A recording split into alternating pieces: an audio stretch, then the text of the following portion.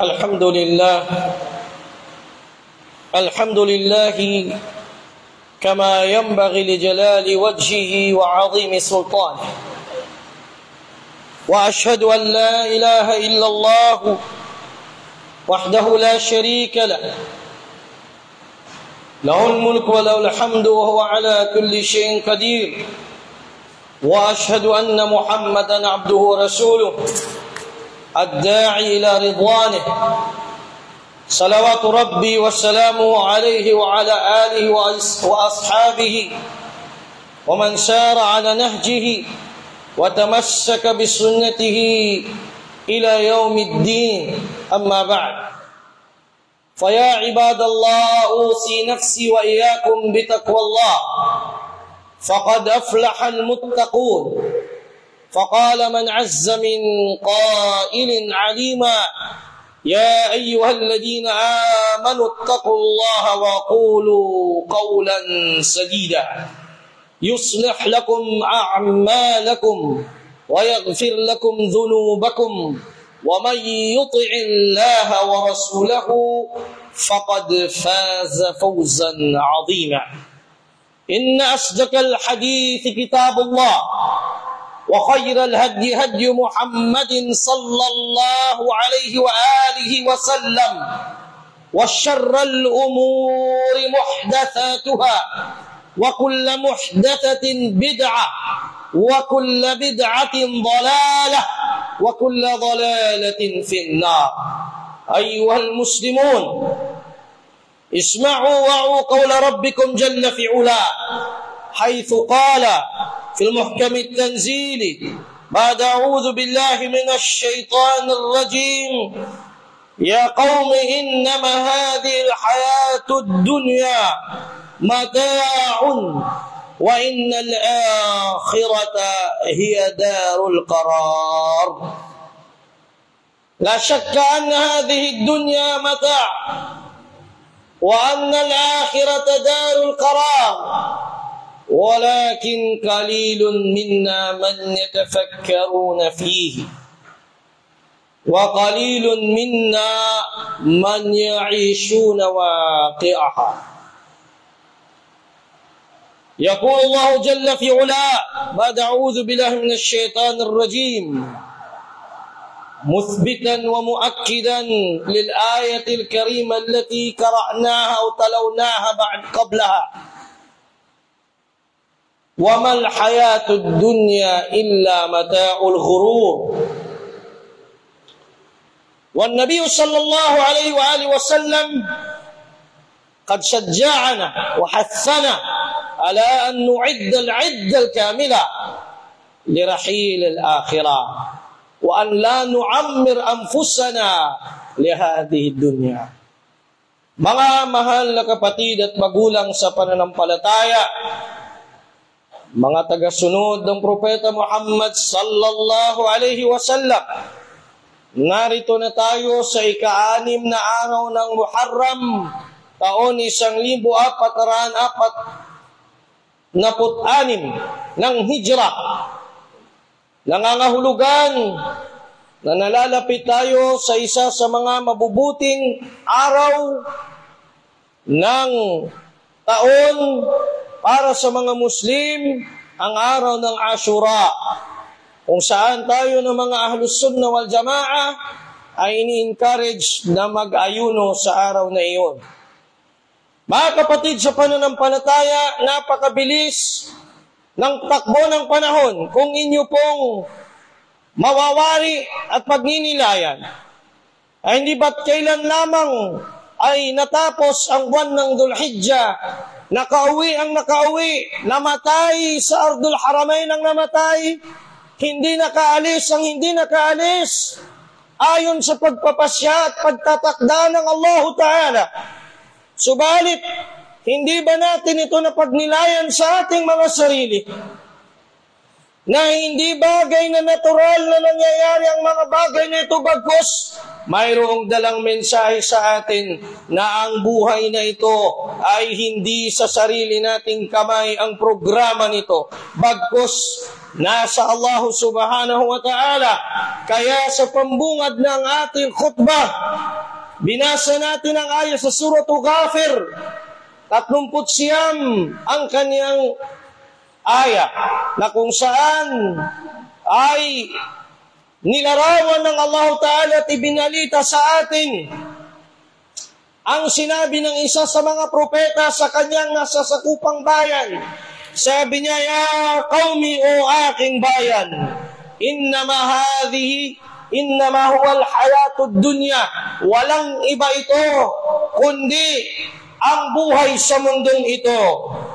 Subhanallah. Mataon, saglitang aliw lamang, isang aliw na napaparam at mawawaglit sa isang saglit lamang o isang kisap mata.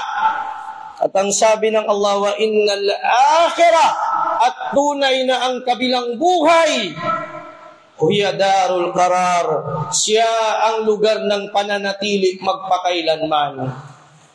Sa ating pagnininay, hindi ba natin napagtanto, nakakaunti lamang ang nag-iisip sa realidad na ito.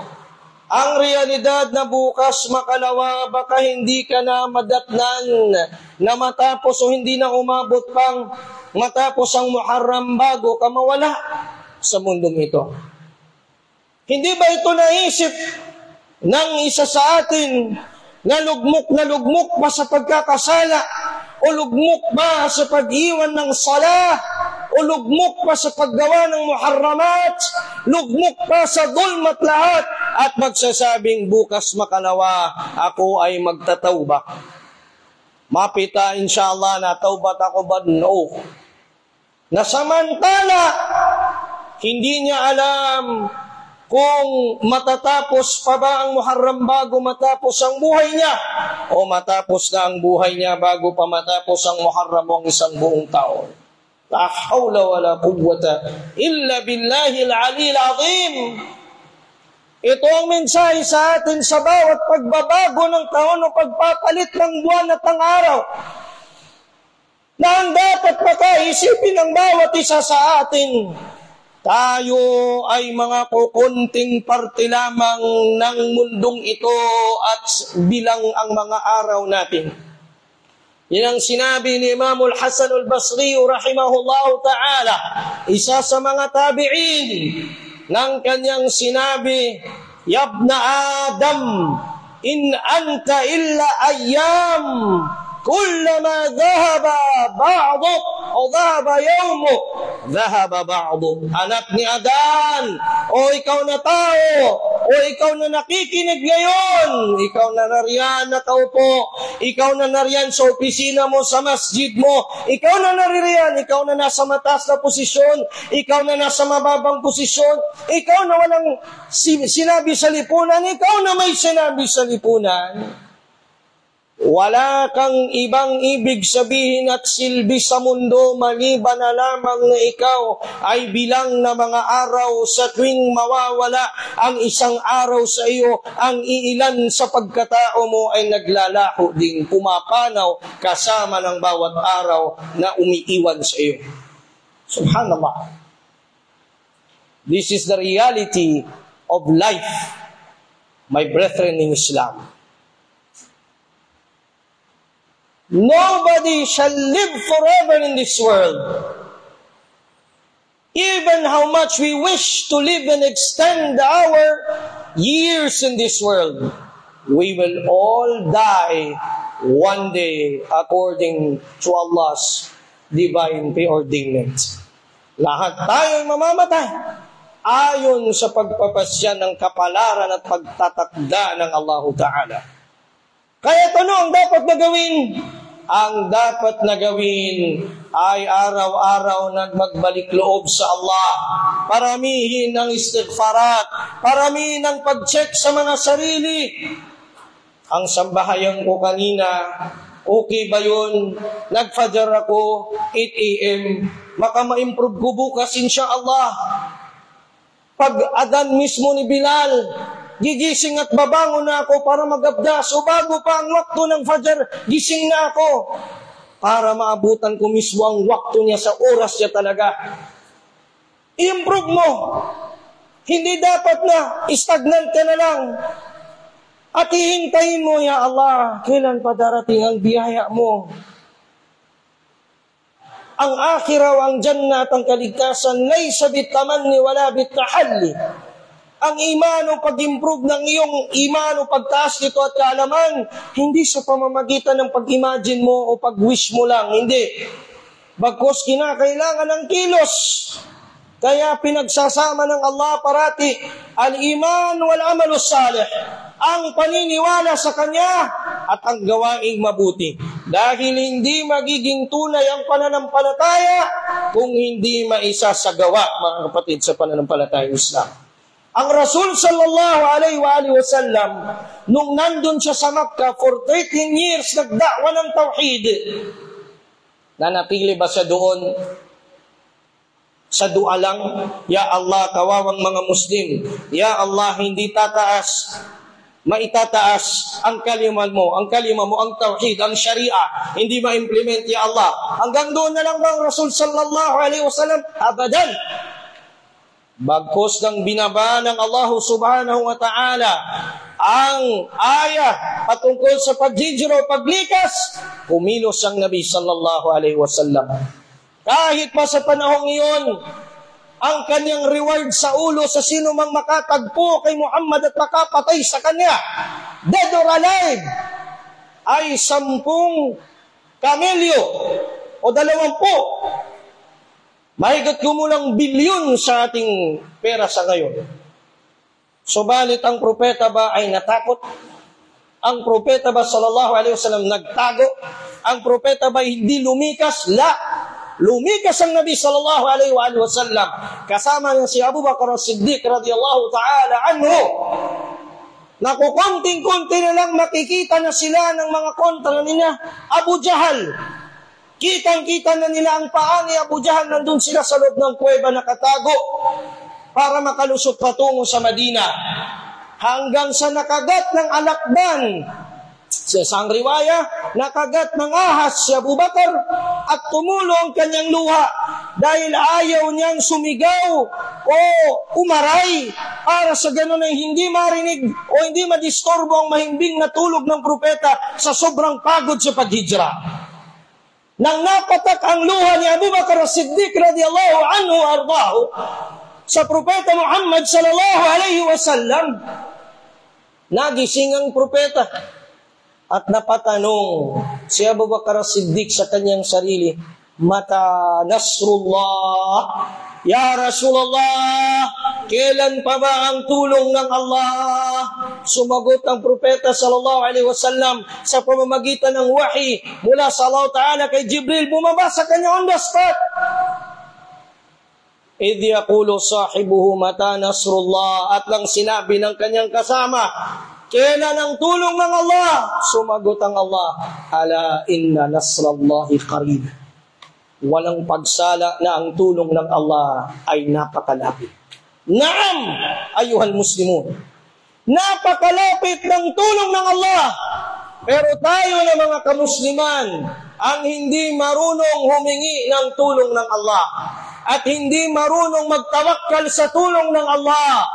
Kaya hindi tayo nagtatagumpay. Palestine at ang iba pang mga lugar na winawalang hiya ng mga kufar. Ang tulong ba ay magmumula din sa lugar ng mga kufar? Abadan! Ang tulong ay magmumula sa Allah. Walakin, mada yaqtadi hadha an-nasr? Ano ang requirement upang bumaba ang tulong ng Allah Ta'ala? Ang sabi ng Allah Ta'ala, in tansurullaha yansurkum wa yuthabbit aqdamakum. Ang sabi ng Allah Ta'ala, pahayag niya, at ito ang pangako at garantiya niya, wa innahu la yukhliful mi'ad, at hindi niya kailanman babaguhin o susuwain ang kanyang pangako. Sabi ng Allah Subhanahu wa Ta'ala, kung tutulungan ninyo ang relihiyon ng Allah, tutulungan kayo ng Allah Ta'ala at pagtitibayin ang inyong mga paa sa paninindigan. Subalit, tayo ang kaum ang ummah na hindi marunong maging karapat-dapat sa tulong ng Allah. Bakit mga kapatid? Ilan sa mga kamusliman hamag pa sa hanggang ngayon iiyak at magagalit sa nangyayari sa mga kapatid natin sa mga lupalat ng daigdig. Pero pagdating ng hayya ala salah, hayya ala falah, tinulungan niya ba sa kanyang sarili na itayo ang kanyang agama sa pamamagitan ng salah sa time na yun? Abadan! Pero makikita mo siya pagdating sa dunya, kung mayroong magpaparafol, magpapasugal, magbibigay ng ibuupin sa kanya, makikita mo number 1 sa linya. Pero sa saf ng masjid, abadan, hindi mo makikita. Sino ang karapat-dapat na tulungan ng Allah Ta'ala? Hindi ang umma na gano'n ang kanilang ugali, na umabot na lamang ang 1446 ng Hijrah, walang nangyayari sa kanilang mga iman, walang nangyayari sa kanilang mga kaalaman. Ang mga madrasa nila, puro lang bata ang pumapasok. Ang mga masjid nila, nandoon ang mga ulama, hindi sila nagtatanong, at ang mga ulama din hindi na nagtuturo sa kanila. Ano ang aasahan nating tulong mula sa Allah? Wala, kapatid sa Islam. Dahil ang tulong at tagumpay na magmumula sa Allah Ta'ala ay para lamang sa mga tunay na mananampalataya. Ang kanilang pananampalataya, wabil akhirati hum yuqinun, na sure sila, yakin ang kanilang mga puso sa akhirah. Ibig sabihin, hindi sila kayang lindulin o yanigin ng lindolo ng bagyo ng unos ang kanilang iman at paninindigan sa katotohanan. Kaya sabi ng Allah Ta'ala, وَكَانَ حَقًّا عَلَيْنَا نَصْرُ الْمُؤْمِنِينَ. Tunay na karapat dapat sa amin sa time na yan. Walang makakapag-demand sa Allah, pero siya sa kanyang sarili, i-demand ng Allah sa kanyang sarili na tutulungan pagtagumpayin ng mga mananampalataya. Pero magpasa hanggang ngayon, mga kapatid sa Islam, hanggat ganito ang sitwasyon natin sa sala pa lang, at sa tauhid natin lalong-lalo na naniniwala pa rin tayo sa mga khurafat, naniniwala pa rin ang ibang Muslim sa mga manghuhula, mangkukulam, mga swertres at swerte at lahat ng yan. Hanggat ganoon pa, hindi bababa ang nasr ng Allah subhanahu wa ta'ala. Kaya kinakailangan, nasabi ng Allah, Anaqimuddin lillah, wala tatafarraqu fihi, na inyong itayo establish ang agama ninyo. At huwag kayong magkawatak-watak doon. Saan kayo hindi magkakawatak-watak? Sa pagkatausog, sa pagkamaranaw, sa pagkakalagan, sa sa pagkasangil, sa pagkasama, pagkamagindanao ni Ranon? Hindi. Huwag kayong magkawatak-watak sa din na yan, na in-establish ng Allah Ta'ala, na kung saan kayo pinagkaisa ng Allah Ta'ala. Aqulu ma tasma'un, wa astaghfirullah li wa lakum wa lil muslimina ajma'in min kulli dhanbin wa khati'a, fastaghfiruhu innahu kana ghaffara.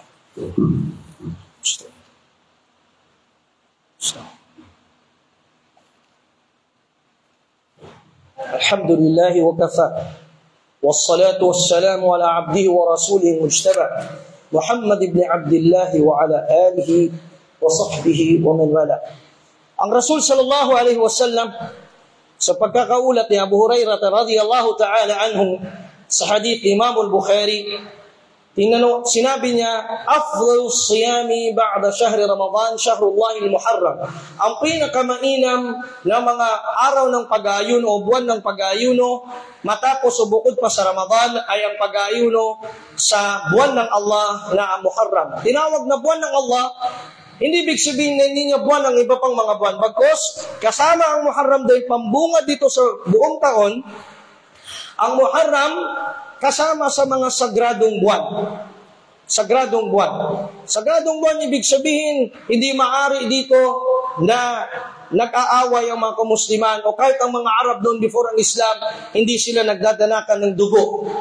Kaya tinawag siyang Ashhurul Hurum. mga sagradong buwan. Ang mga sagradong buwan, Dhul-Qa'dah, Dhul-Hijjah, Muharram, ang Shahrullah Muharram, ang Rajab, yung 4 na buwan na yan. Yung nasa pagitan ng Jumada at ng Sha'ban, ang Rajab. Yung 4 na buwan na yan, ang sabi ng ating mga ulama, nang sinabi ng Allah, فَلَا تَظْلِمُوا أَنفُسَكُمْ فِيهِنَّ, huwag kayong magsipaggawa ng kasalanan during sa mga 4 na yan ng mga major sin. Bakit? Dahil madudoble ang iyong punishment. Yan ang pagkakasabi ng Imam Shawkani sa kanyang tafsir at ganun din si Sheikh Abdul Aziz Ibn Baz, rahmatullahi alayhim jami'an.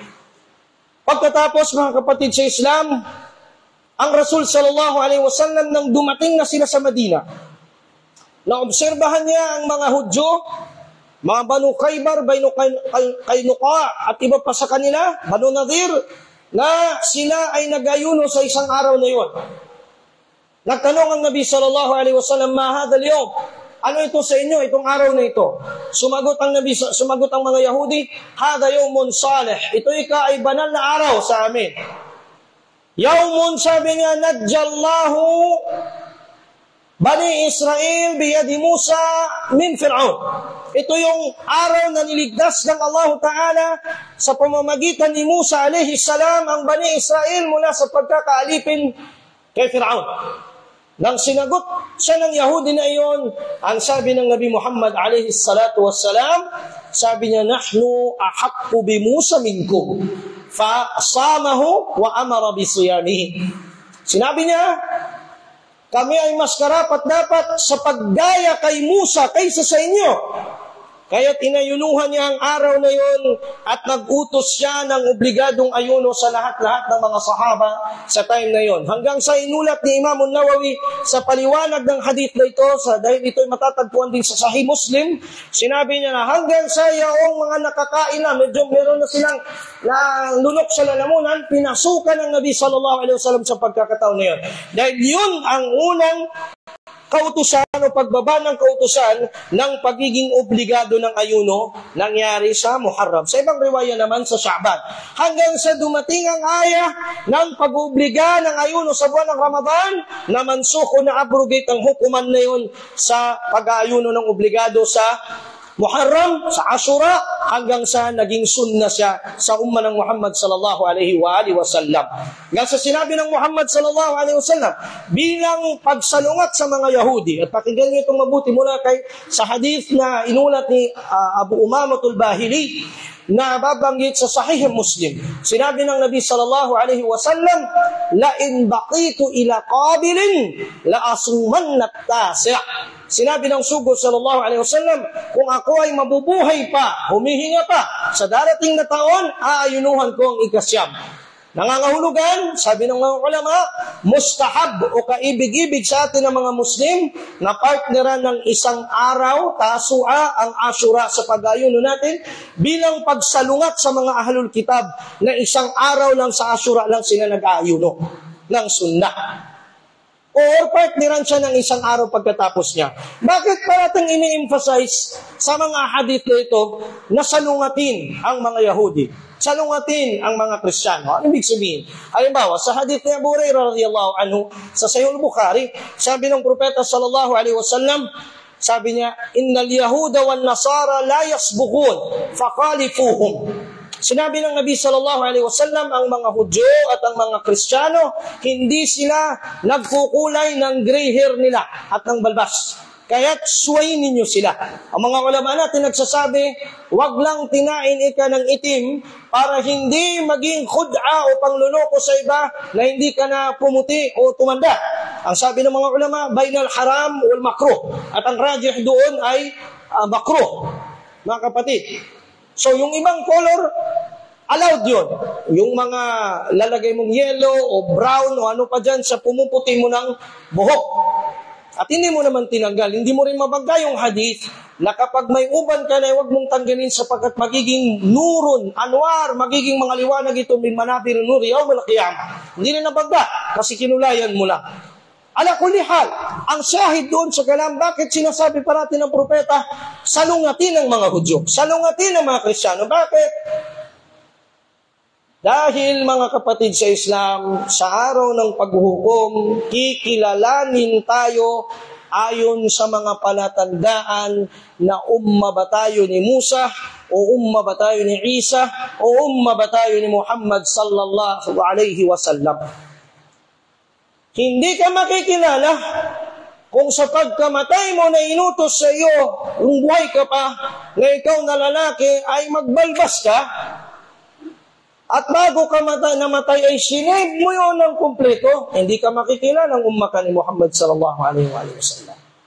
O hindi kaya, namatay kang gumagaya sa mga hindi mananampalataya, ikaw ay babangunin kasama nila.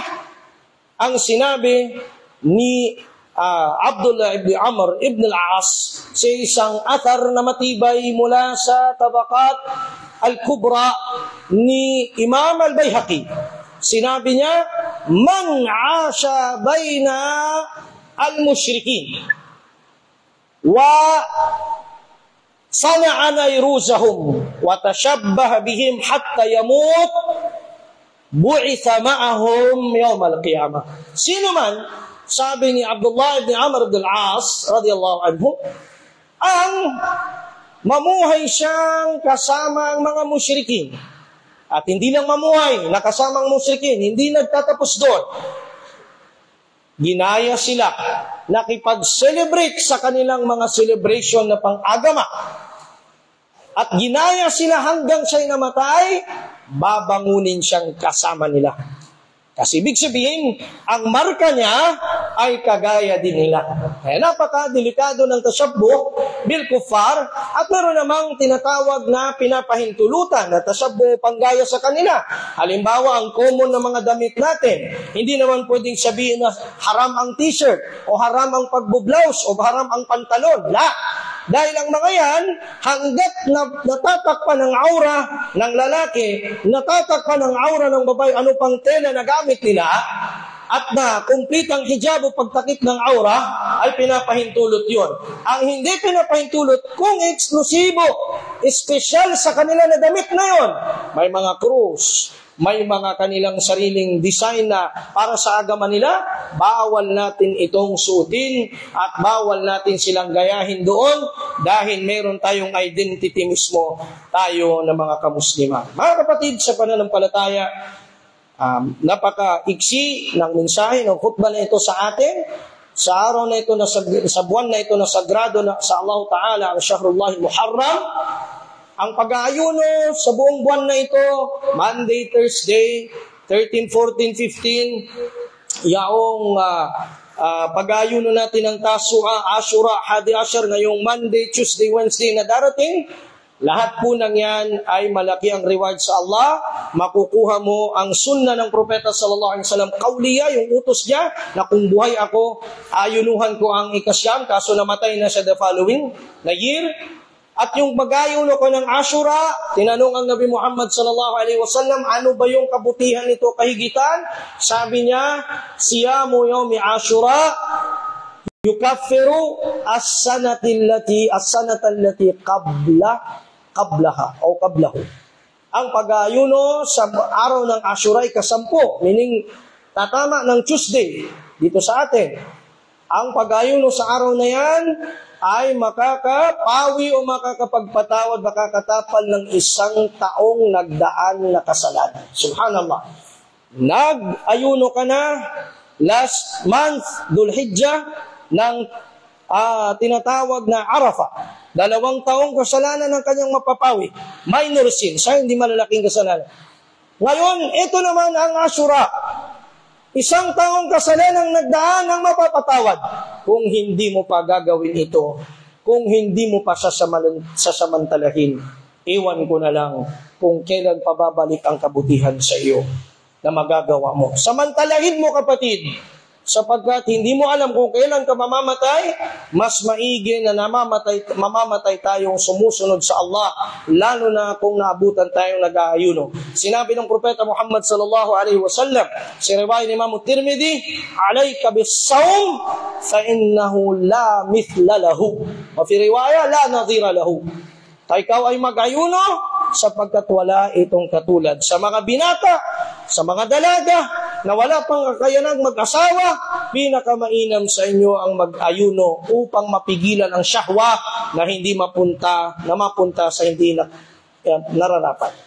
Ganun din naman sa mga may kakayanang mag-ayuno, maging sila man ay nasa matandang edad na mag-ayuno tayo ng sunna sapagkat ang mga ito ang siyang magpapatch up sa anumang pangtapal, sa anumang kakulangan natin sa fard o sa mga inubligahan ng Allah Ta'ala. Pagpalain tayo ng Allah Subhanahu wa Ta'ala, bigyan niya nawa tayo ng kasigasigan sa ating pag-iibada at gawin niya nawa ang buong taon na ito na ibada at pagsunod sa Kanya at huwag niyang hayaan na masilyo ang ating buhay sa kaligawan, bagkos maselyuhan ang buhay natin sa pagsunod sa Kanya. Yan ang tunay na paghijra, yan ang tunay na paglilikas mula sa maksiya patungo sa pagsunod, mula sa bid'a patungo sa sunnah, mula sa shirk patungo sa tauhid, mula sa tauhid patungo sa iman, mula sa iman patungo sa ihsan, mga kapatid sa pananampalatayang Islam. Ala tusallu wa tusallimu ala nabiyikum Muhammadin sallallahu alaihi wa alihi wa sallam.